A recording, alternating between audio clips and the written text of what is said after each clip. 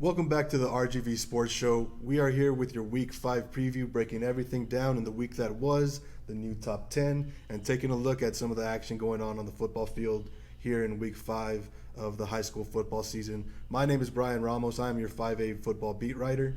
My name is Andrew McCullough. I'm your District 36A beat writer. And I'm Raul Garcia covering 31-6A. And we are hyped to be here with you, almost at that midway point here in the football season. Some teams already in district play. Other teams ready to open up district play Thursday or Friday night. So the temperature really turning up on these games. No time to focus on improvements. You got to start winning now. As these teams, they start their playoff races, beginning that hunt for the district title. So really good football coming up here in Week 5 for you. And we're just going to start off quickly breaking down the top 10. All top 10 teams remain the same from last week. No really big shakeups coming in this week. McAllen Memorial coming off their bye, still in at number 1. Edinburgh Bella jumps up from number 3 to number 2 after picking up a win over Los Fresnos. San Benito loses a close one on the road to Laredo United, a good Laredo team, and they drop down to number 3. Sharyland Pioneer off another 50-point performance from that offense. They're up to number 4 in this week's poll from number 5 last week. Harlingen High pick up a pretty convincing win in Week 4 over Westlaco East to improve to 3-1 on the year. Brownsville Hanna comes in at number 6 at 2-2. McAllen Rowe and Mission Veterans are tied at number 7, and Westlaco High number 9. And Mission High rounds out the top 10 with a 2-1 record as they come off their bye. So top 10 remains the same mostly from last week to this week. A little movement here and there, but the teams remain the same. And those teams, now they got to strap up because here we go into district play. And Andrew, why don't we start off with you breaking down Week 5 with the Monitors Game of the Week in a really big matchup there in 36A. That's right. To kick off the District 36A slate, we have another top 10 matchup. Two teams who have been featured in Games of the Week already this season. We're talking the number 10 Mission High Eagles and the number 1 McAllen Memorial Mustangs. This one should have the makings of a high-scoring shootout. You got 3 of the best running backs in the Valley between Memorial's Campbell Spates and Mission's Tito Moranta and Andrew Maldonado. Really fearsome two-headed monster in the backfield there that can do it all in the running game, blocking and catching out of the backfield, lining up as slot receivers sometimes, real versatile pieces. And then you got the standout quarterback for Mission, Jeremy Duran, who's looked really good in his second year under center.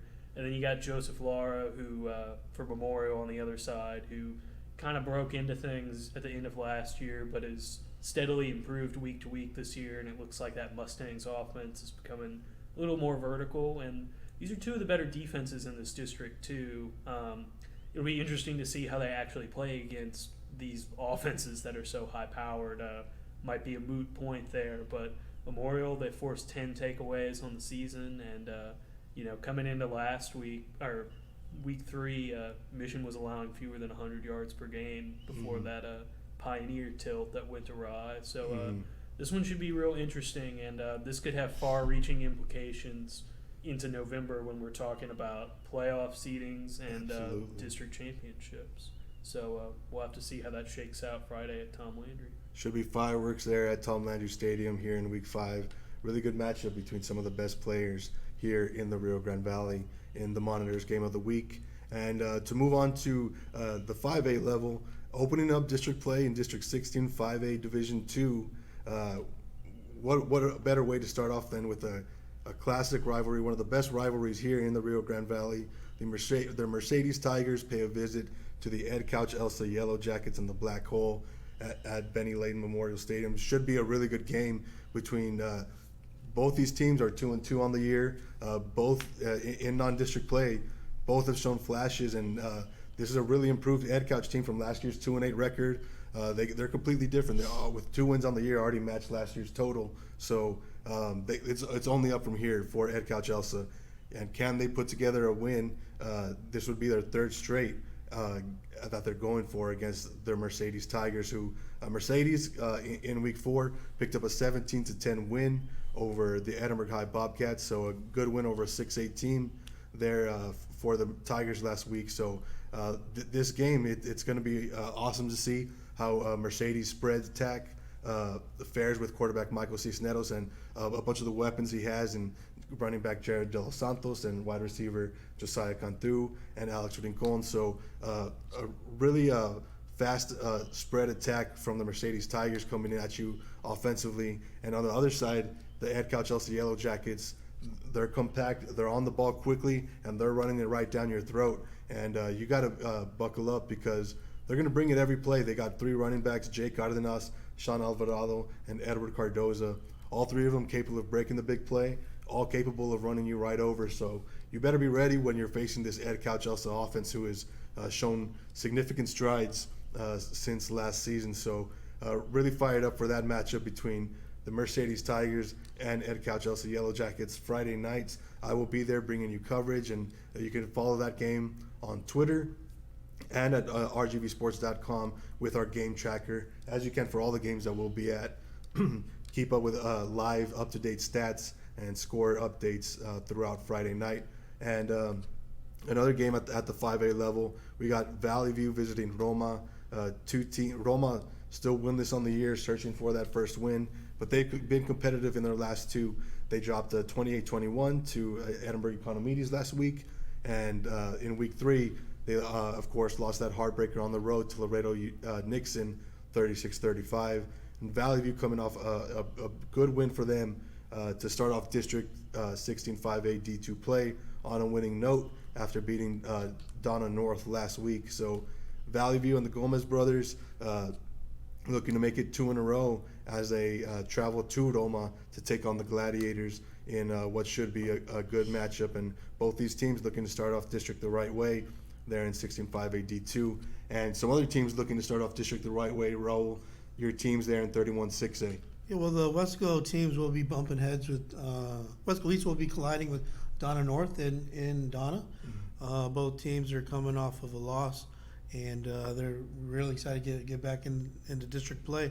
I know Wesco East they're coming in with a high, fast and running game. Mm-hmm. If Donna can contain that, they may have a chance at finding their first win at home in district play, and could move up for a chance for that 4th spot, as there's a shakeup in 31 6A with 2 teams tied for first. Mm-hmm. Edinburgh holding 2nd place, and 2 teams tied for 3rd.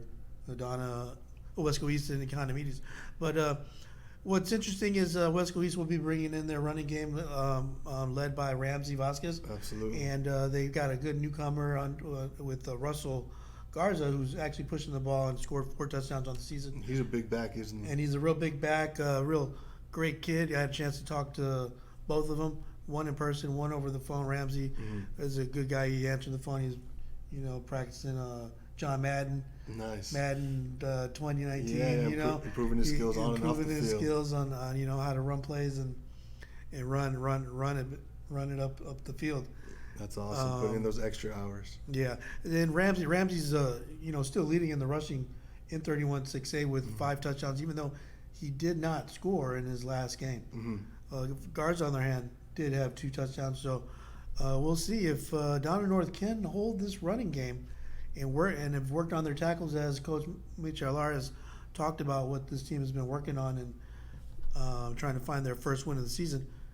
It could be very well a good chance for them to find a win. And at home, it would be very positive for the team. Absolutely. Donna North looking to get into the win column. And Raul, you got another game there in 31 6A for us. Why don't you break that one down for us? Okay, well, Nathan Garcia is coming into town to Bobby Lackey Stadium with the Economides Jaguars in a pit against Jacob Cavazos and The Wesco High Panthers, who are a high-octane force to try and contain. Cavazos is coming off 113 rushing yards, a touchdown rushing, 4 touchdown passing, with 311 yards passing in the air. So this team's very dangerous, can take control of the game in a blink of an eye. So if Coach Gabe Pena and the Economides Jaguars aren't very, very prepared for this one, it could be a bloodbath for them. Their last game was a shutout last year, 44-0. Mm-hmm. But on the flip side of that, Nathan Garcia has been very productive as the lead call center, leading signal caller for the Jaguars, and he's completed 4 touchdowns, two touchdown passes in each game consistently. He's racking up yardage. He's not throwing interceptions. So him and Cavazos, it could be a fun shootout to watch. Could be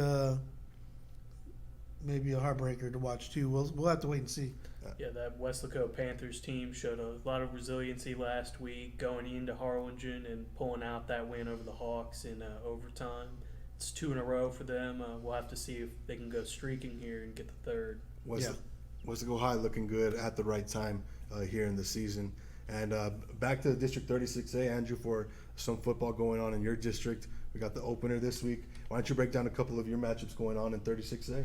All right, well, we've got the first leg of the battle for McAllen between Rowe and Mac High. This one ought to be pretty interesting, guys. Mac High looking for some answers at quarterback. They've been using the 2-guy system between Robert Amador and sophomore Hunter Curl. Both of them struggled last time they took the field against Harlingen South. Be interesting to see if they lean more in one direction than the other this time. It's been kind of balanced more recently, but for the first time, last time they played, week 3, I believe, Curl actually got the majority of the throwing reps. But for the first time also, Amador outrushed him. So a little bit of a role reversal there. Ought to be interesting to see how that plays out. And on the other side of the field, you've got Rowe, who has been looking for answers at wide receiver and has kind of done it by committee. Got 2 middle linebackers who are catching passes for him out there, a backup quarterback and defensive back, and that loaded backfield too with Joey Partita, Lorenzo Lopez, Nick Meehan. It really just goes on and on. Alex Anzalduya.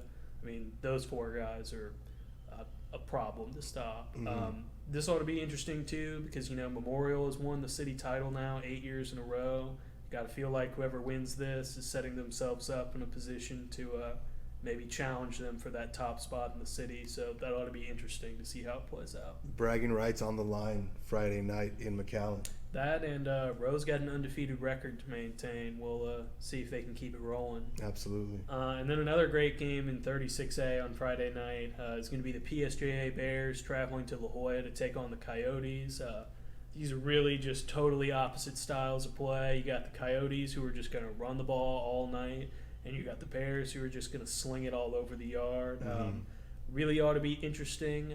The Coyotes' defense has been pretty solid this year, even though it's a young group. They struggled their last time out, giving up 23 to Sherryland. But the Bears, on the other hand, their defense is much improved from that first game of the year against Flower Bluff. They struggled, to contain Smiley Silva, the San Benito quarterback, the last time they played. I think he had half their team's rushing yards on just 2 carries. So really this one will come down to, can the Bears stop the big play, namely from La Jolla running back Eddie Villarreal, and can the Coyotes defense hold firm against the most pass-happy offense they're going to see this season? Yeah, 2 contrasting styles of play. Going to be interesting to see how that one turns out. Now we go to District 16, 5A D1, where you talk about those different styles of play.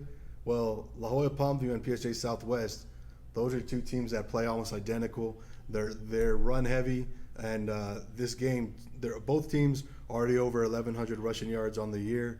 Should be a really good game between 2 teams that are 2-1 there in District 16, 5A D1. We got La Jolla Palmview, who's coming off a close 19-16 win over Donna High, and PSG Southwest, after starting the year 3-0, they dropped their first game on the road to Brownsville Pace 28-14 in a tough loss for Southwest, but they're going to be looking to bounce back here in week 5 against a team that has a lot of similarities to them. But the biggest, key to this game will be La Jolla Palmview's running back Carlos Pena, who leads the team with 829 rushing yards, actually leads the district with 829 rushing yards, 6 touchdowns, just a true workhorse back who can break the big play and can hammer it home in those short yardage situations.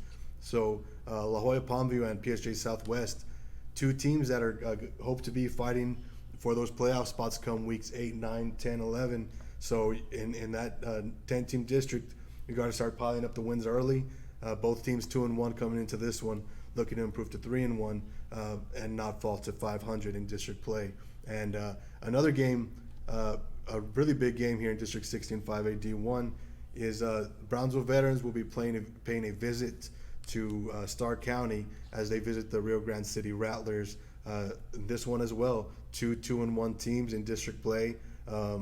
Just really, we've seen these teams take a step forward. Both teams have emerged as contenders for those playoff spots.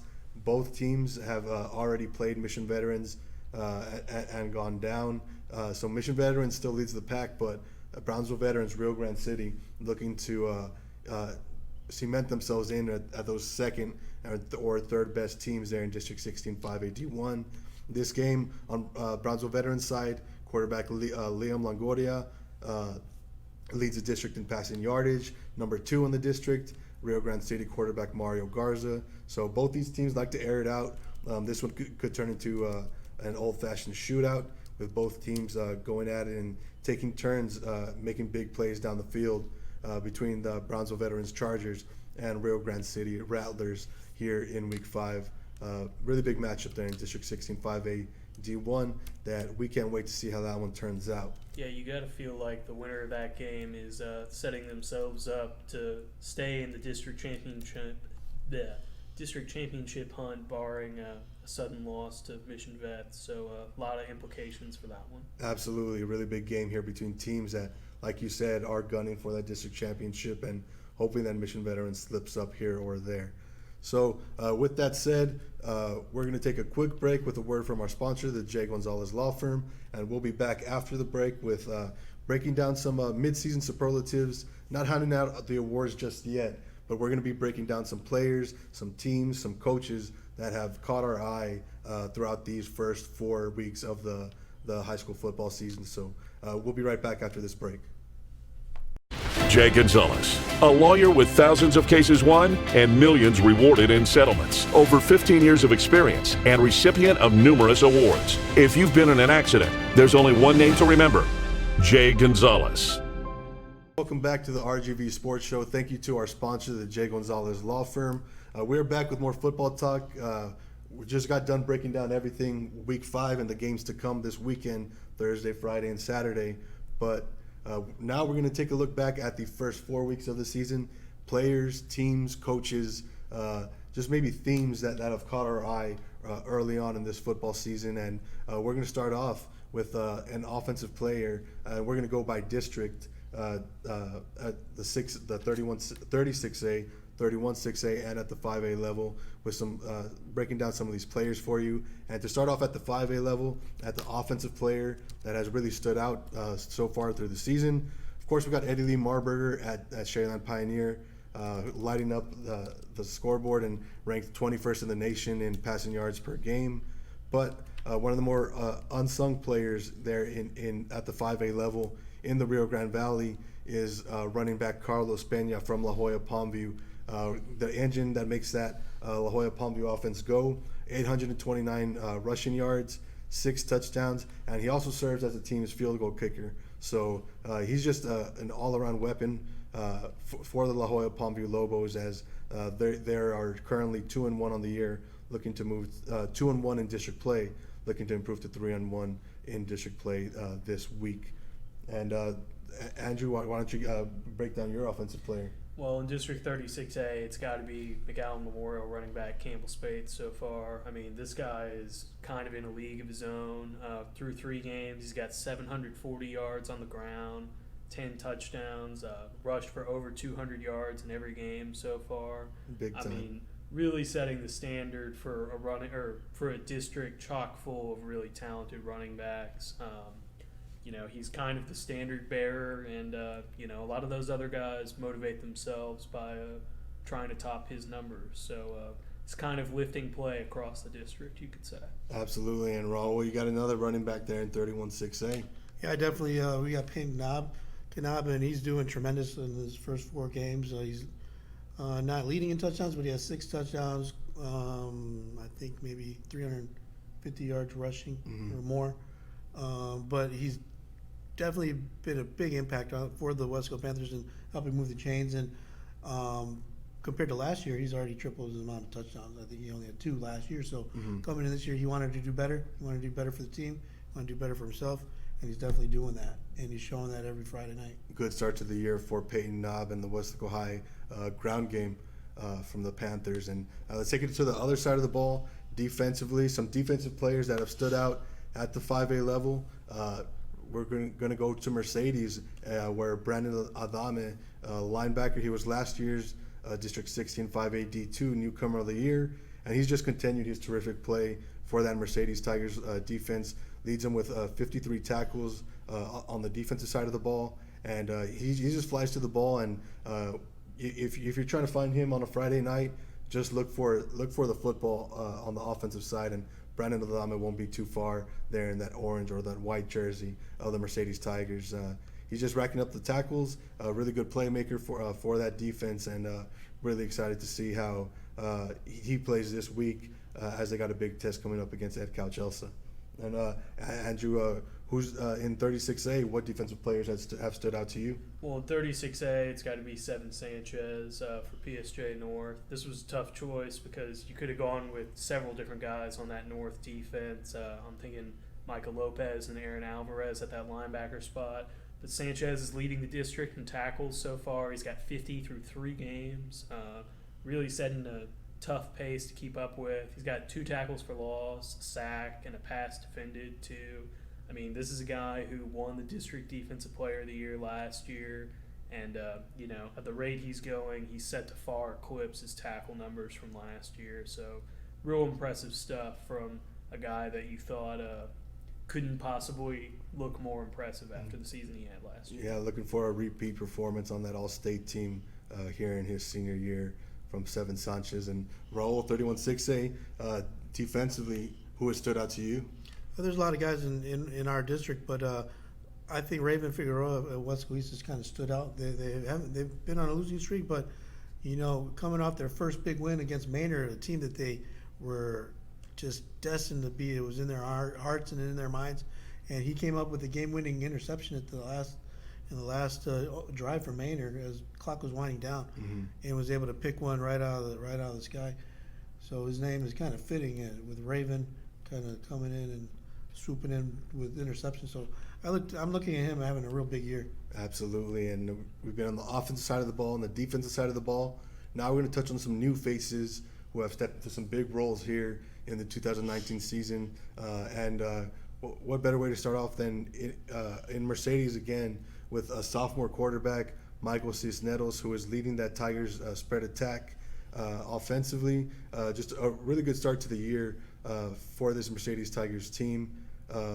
Cisneros already at 900 passing yards, already at 259 rushing yards and 2 touchdowns. So this Mercedes team, the way they're looking so far, is one of the best offensive teams there in District 16 5A D2, and it all starts with a sophomore quarterback who is playing like he's been there before. So Michael Cisneros from Mercedes High, just a really good playmaker, and who, as a sophomore, people should be looking for big things to come as he moves on through his high school career. And Andrew, how about in 36A? In 36A, I actually picked a coach instead of a player. We went with first-year head coach Patrick Shelby over there at Mac High. Spent the last several years as an offensive coordinator at Weslaco, and prior to that, Vela. And he's really brought that winning mindset and tradition over to the Bulldogs program. They look like a much fiercer, tougher group than they were a year ago.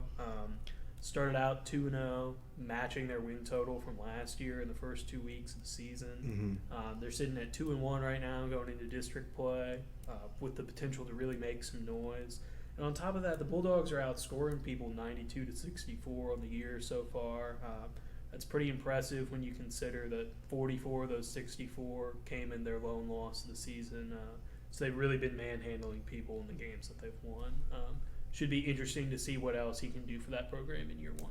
Good start for Coach Shelby over in Mac High. And Raul, who has impressed you, one of those newcomers there in 31-6A? It's hats off to Shannon Woodard, a converted linebacker. He was given the task to move to running back. and he's proven to be a good recipe for that Bobcat team. Mm-hmm. He's already over 400 yards. He went up against Mercedes with 357 yards rushing. He had already 4 touchdowns, 6 touchdowns. He scored his 7th against Mercedes, so he's leading 31-6 in touchdowns. First time at running back, and he's sidestepping and he's running past defenders. And if he gets the open lane, he's going to the house. Absolutely. So it's exciting to watch the Bobcats find their running game and work towards they're sitting 2-2 in 31-6A. So with the help of Shannon Woodward, is a good newcomer, been on the team for a long time. JJ Leah just called him out and asked him, "Hey, we need you a fullback," and he answered the task. Absolutely. Carrying that Edinburgh High offense early on through this season. Going to be interesting to see how he does in district play. Now, to our fourth kind of question here, who has been the biggest surprise early on this season? And we're going to take it to Stark County at the 5A level, where first-year head coach Leo Mireles and the Rio Grande City Rattlers off to a 3-1 start. That program hasn't been in the playoffs since 2012, so they're already making some good steps marching towards that goal that Coach Mireles, he said at the beginning of the year before they had even played a game, this is a realistic expectation to compete for a district title, compete for one of those 4 playoff spots, and here we are entering week 5, and they're right where they want to be, 2-1 in district play, as the Rio Grande City Rattlers get ready for a big matchup here in week 5 against Brownsville Veterans. So shout out to head coach Leo Mireles and the Rio Grande City Rattlers. And Andrew, how about in 36A? Who is taking you by surprise? For me, the biggest surprise so far is Rowe's hot start. I mean, I think a lot of people knew before the season Rowe would be challenging for one of those playoff spots, but I don't think anyone expected the Warriors to be this dominant out of the gate. It almost doesn't matter who's on the field for them and who is on the field against them. Warriors have found themselves down a couple times this season, but never out. With come-from-behind wins against Weslaco on the road, the Panthers only lost this season, and then another come-from-behind win against Mercedes in our game of the week from week 2. They thrashed Edinburgh North in week 3 in a home game, and they lost their leading wide receiver in the second quarter of week 2, and it almost hasn't seemed to matter. Their passing numbers have actually jumped up since then, as well as their rushing numbers. I mean, this looks like a team on a real mission, and it'll be interesting to see how much noise the Rowe Warriors can make later on in the year. Absolutely. And Raul, what about in District 31-6A? Your biggest surprise? My biggest surprise are the Wesco East Wildcats passing game. Mm-hmm. 0 on the season. They're more of a ground and pound team. Mm-hmm. So I think once they can find their passing games, and I've talked to Coach, I talked to the Ramsey. They say they're going to come out with some of their passing offense attacks, but I think that's been the killer for the Wesco Wildcats this season, and their 3 losses, where maybe they could have been 4-0 if they had actually attempted to pass and converted for a touchdown instead of, if Ramsey's not running all cylinders, Gio Guerra's not running all cylinders, and they have to rely on Russell Garza, sophomore running back. Mm-hmm. Things can get ugly for the West East Panthers. So that was very surprising when I looked for their passing stats. There's 0. None. Yeah, so that ground attack at Wesco East is definitely dangerous. Maybe they can make some steps to improve that passing game over at Wesco East. Now, rounding out our Week 5 talk, we're going to round it out with something to watch for as we go out through these next 7 weeks of the high school football season. And at the 5A level, I got one for you in District 16-5A D1 and in 16-5A D2. So in 16-5A D1, PSJ Southwest, we all know they were one of the last remaining unbeaten teams here in the Rio Grande Valley. They go down last week to Brownsville Pace, but here they are at 3-1 for a program that has never been to the playoffs. They control their own destiny. If they can put together some wins and start piling up victories there in District 16-5A D1, who knows where PSJ Southwest can end up. And at the end of the year, or come week 11, like you said, come November, they can be making program history over at PSG Southwest from the Javelinas. And in District 16 5A D2, the team to watch, all eyes will be on Ed Couch-Elsa.